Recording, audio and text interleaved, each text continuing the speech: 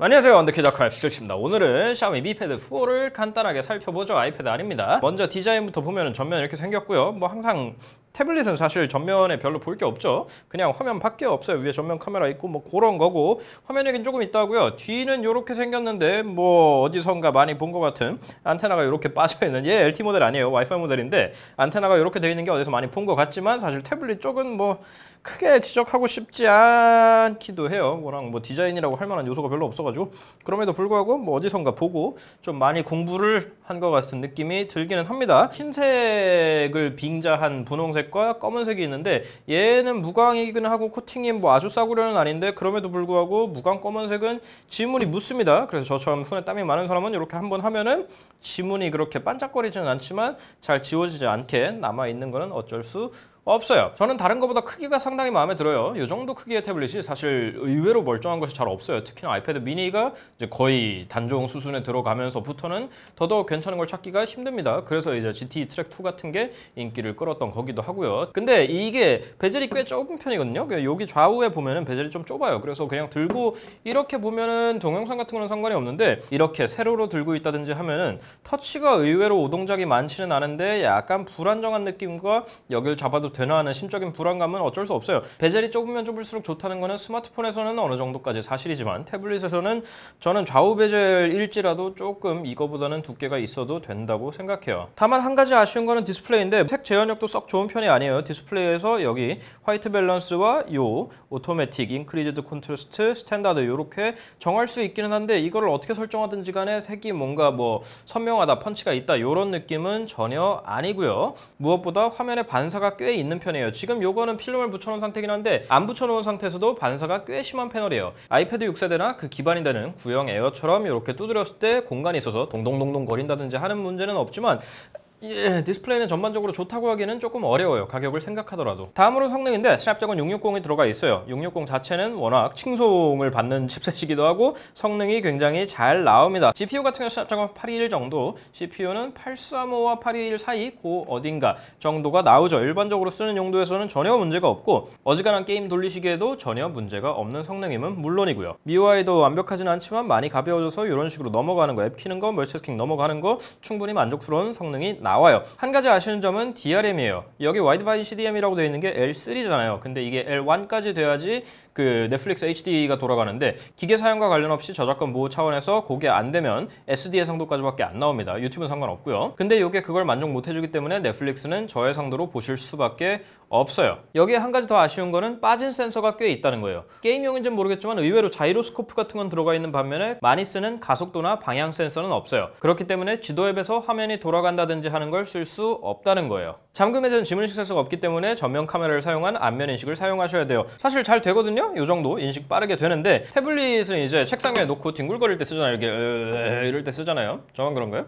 그럴 때 얘가 누워 있으면은 전면 카메라이기 때문에 인식을 잘 못해요. 그래서 요 정도까지는 들어 올려야 인식이 된다는 거는 몹시 귀찮은 일입니다. 소프트웨어 얘기를 하자면 안드로이드 8.1 오레오 기반의 MIUI 9.6이 들어가 있어요. 요거는 사실 MIUI가 9대로 올라오면서 많이 깔끔해졌고, 메뉴도 겹치는 게 줄어들고 이해하기 쉽게 바뀌었죠. 근데 얘는 나중에 나올지 모르겠지만 글로벌 롬이 없기 때문에 한국어 메뉴는 안 돼요. 입출력은 기본적으로 되고, 조금만 건드시면은 이제 기본 앱들 일부라든지 다른 서드파티 앱들 한국어가 되는 거는 모두 다 한국어로 나오기는 하는데, 시스템 메뉴는 안 되니까 참고하시고요. 그리고 MIUI 자체가 태블릿에 썩 잘 맞는 운영체제는 아니에요. 공간 활용을 썩 잘 못해요. 이런 식으로 이건 스마트폰과 완전히 똑같죠. 이렇게 공간을 많이 차지할 필요는 없는데, 그리고 뭐 달력 같은 것도 보면은 이렇게까지 커다랗게 나올 필요는 사실 없다고 생각하는데, 다른 앱을 설치하면 될 문제기는 하지만 그거보다 더 중요한 건 DPI 조절 기능이, 이건 폰도 마찬가지인데 DPI 조절 기능이 기본적으로는 지원이 안 돼요. 그렇기 때문에 한 화면에 더 많은 정보를 표시하기 위해서 더 오밀조밀하게 한다든지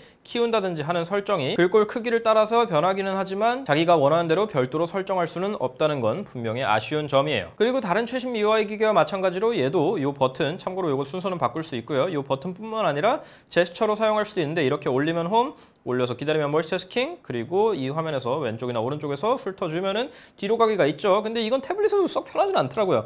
이 제스처는 안드로이드에서 원 플러스가 여기서 이렇게 쏙쏙해서 뒤로 가는 그 제스처가 제일 편하던데, 샤오미는 이 제스처를 조금 다듬을 필요가 있어 보이는데 아직까지는 개선이 안 되더라고요. 특히나 태블릿에서는 이게 그냥 이 정도로 훑어서는 안 되고 좀 좀 세게 당겨줘야 돼가지고 이게 생각보다 편하지가 않아요. 다음으로는 카메라인데 뒤쪽에 싱글 카메라가 있죠. 얘는 f1.9인데 이거 생각보다 잘 나오더라고요. 그냥 생긴 거나 사양으로 볼 때는 아주 형편없을 것 같죠. 근데 생각보다 아주 형편없지 않아요. 사진이 실내에서 뭐 조도가 충분히 확보되지 않은 상황에서도 그럭저럭 봐줄 만하게 나옵니다. 한 가지 아쉬운 거는 HDR 처리가 상당히 느리다는 거, 그리고 옵션이 거의 없다시피 하다는 거, 심지어 해상도 조절도 안 돼요. 그리고 전면 카메라는 영상 통화용 이외의 용도로는 사용이 무리가 있겠다라는 거, 특히나 화각이 너무 좁아가지고 이거는 뭐 셀카를 찍는다든지 하는 거는 포기하시는 게 좋겠어요. 사실 뭐 태블릿에서 셀카를 굳이 찍어야 될 이유가 없기는 하지만 여하튼 그렇다는 컷입니다. 다음으로 음향 얘기를 잠깐 하자면 밑에 쪽에 의외로 스테레오 스피커가 들어가 있어요.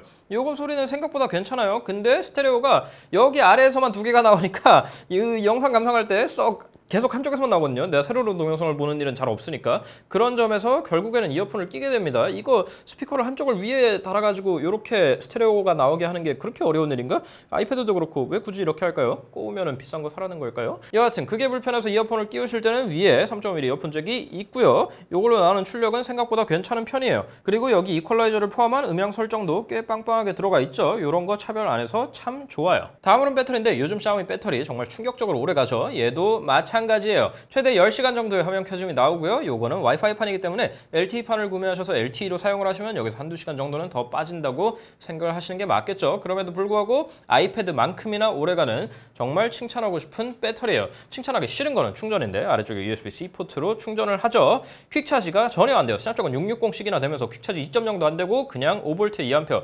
10W의 굉장한 저속 충전만 됩니다. 얘로 말할 것 같으면 30분이면 21%, 1시간을 충전해도 40%, 완충까지는 3시간 반씩이나 걸리는 엄청난 충전 속도입니다. 물론 아이패드가 기본적으로는 더 느리기 때문에 이걸 상대적으로 우위라고 봐야 될지 모르겠지만 그냥 돈 좀 몇만 원 올라가더라도 퀵차지 지원하게 했으면 정말 거의 모든 게 마음에 들었을 텐데 정말 아쉬운 부분이에요. 특히나 이 태블릿 같은 거는 용량이 크니까 더더욱 충전 속도에 압박이 심하게 들어오는데 이상한 데서 그런 원가 절감, 이번에 나온 플러스도 똑같이 안 되더라고요. 자, 이제 여기까지 말씀드렸으니까 결론을 내드려야 되겠죠. 그래서 미 패드 4가 어떤 태블릿이냐 하면은 뭐 두말할 나위 없이 가성비가 엄청난 태블릿이라고 해야 되겠죠. 물론 디스플레이 살짝 마음에 안 들어요. 스테레오 스피커가 아래에만 2개 있고 위아래가 아닌 것도 마음에 안 들고, DRM 때문에 넷플릭스 HD 안 나오는 것도 마음에 안 들고, 충전 속도 겁내 느린 것도 마음에 안 들어요. 하지만 이 친구의 가격이 20만 원이 채 안 되는, 기본 사양 3GB 램, 32GB 스토리지에 와이파이 파는 20만 원이 채 안 된다는 점에서 별로 불만을 가질 것이 없어요.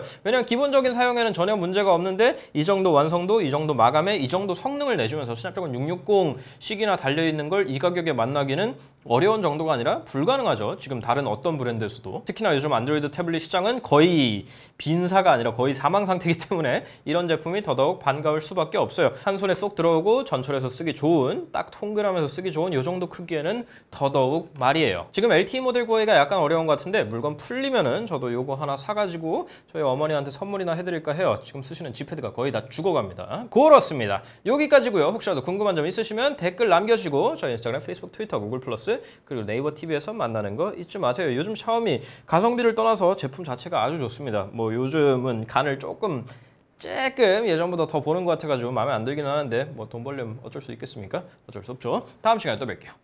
끝.